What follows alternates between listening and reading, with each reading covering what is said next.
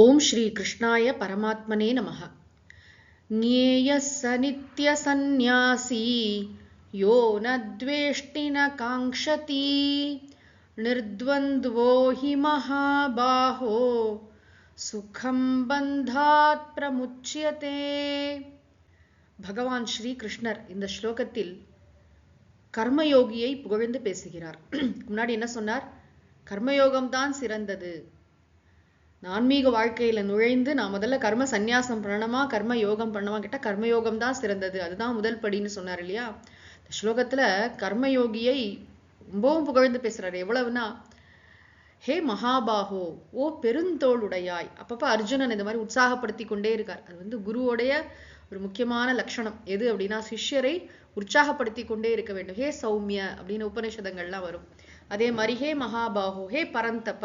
ஏன்னா சோர்ந்து போய் உட்கார்ந்துருக்கா இல்லையா அர்ஜுனன், அவனுக்கு ஊக்கம் அளிக்க வேண்டும். அப்பப்ப அவனை இனிமையான வார்த்தைகளால் அழைக்கணும். அவனுடைய பராக்கிரமத்தை, அவனுடைய வலிமையை அவனுக்கு நினைவூட்ட வேண்டும் என்று பகவான் பெருந்தோள் படைத்த அர்ஜுனா அப்படின்னு கூப்பிட்டு சொல்றார்.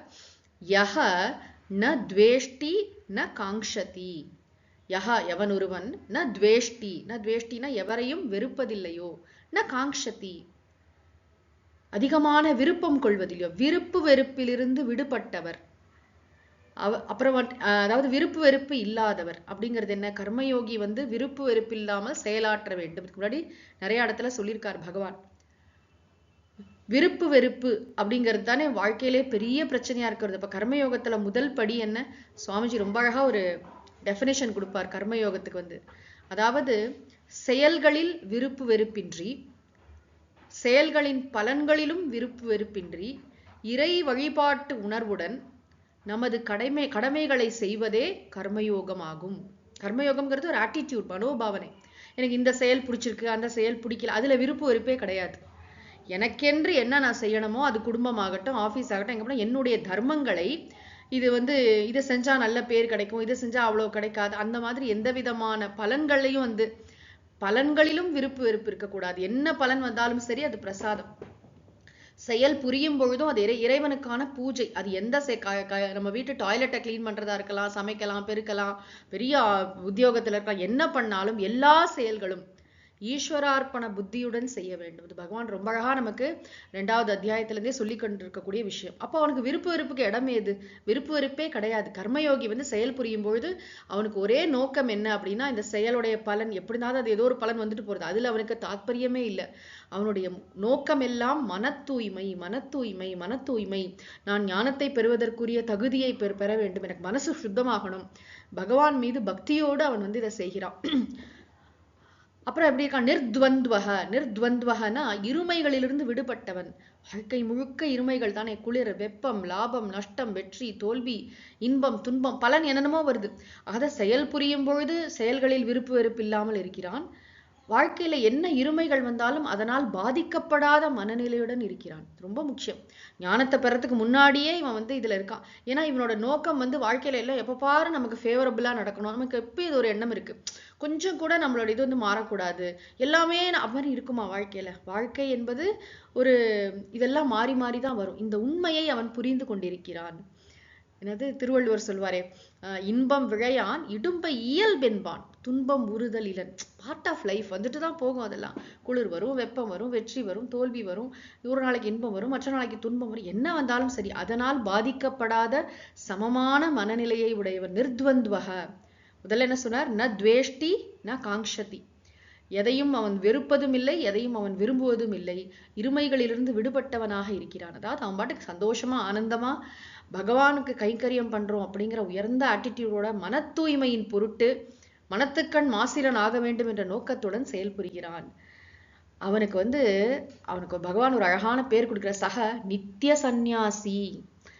அர்ஜுனன் மனசுல சந்நியாசம்ங்கிறது ரொம்ப உயர்ந்தது. நம்ம கர்ம சந்நியாசி ஆகணும். அப்படி ஒரு அந்த ஆக்கர் ரோபுக்கு அப்படி ஒரு மரியாதை இருக்கு. அந்த காவி ட்ரெஸ் அதை பார்த்தாலே நம்ம விழுந்து விழுந்து நமஸ்காரம் பண்றோம். துறவிகள்லாம் நம்முடைய மதிப்பிற்குரியவர்கள்.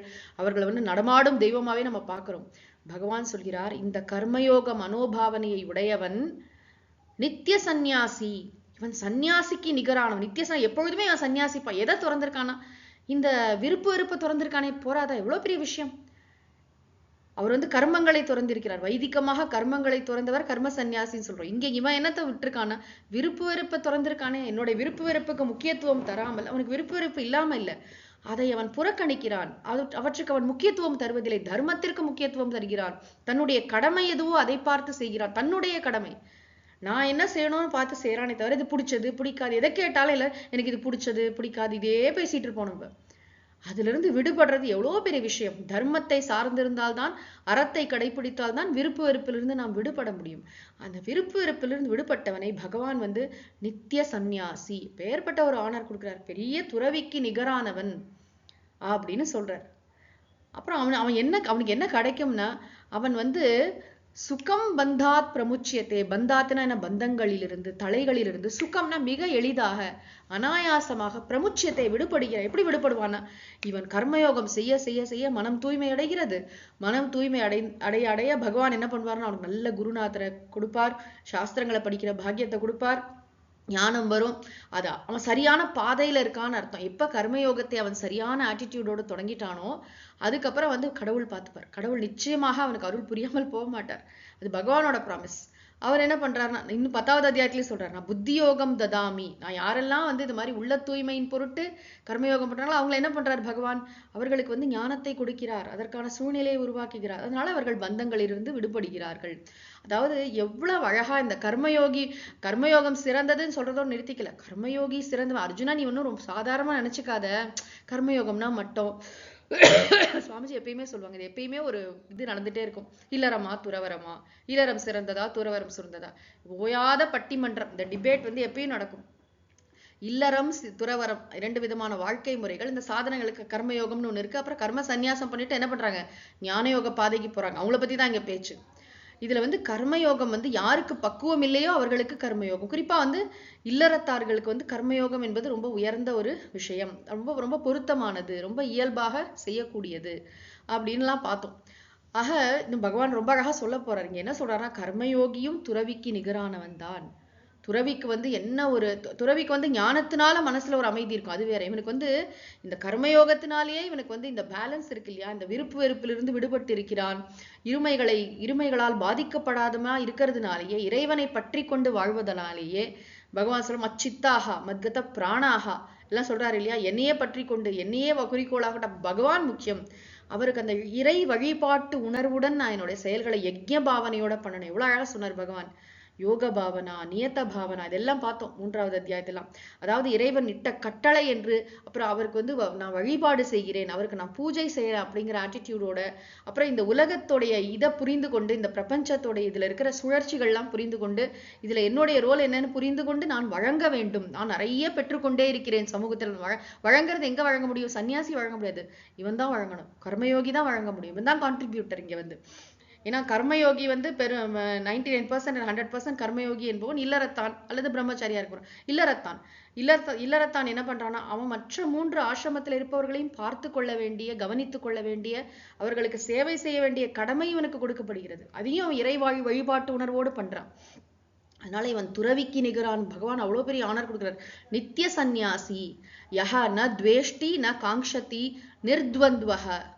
யார் வந்து இருமைகளிலிருந்து விடுபட்டவனாக, விருப்பு வெறுப்பற்றவனாக இருக்கிறானோ அவனை நித்திய சந்நியாசி என்று அறிந்து கொள்ளப்பட வேண்டும். ஞேயகனா அவன் அறியப்பட வேண்டும். அவன் எப்பொழுதுமே சந்நியாசிப்பா, அவன் எளிதாக பந்தத்திலிருந்து விடுபடுகிறான்னு சொல்லி கர்மயோகியை பகவான் அழகாக புகழ்கிறார்.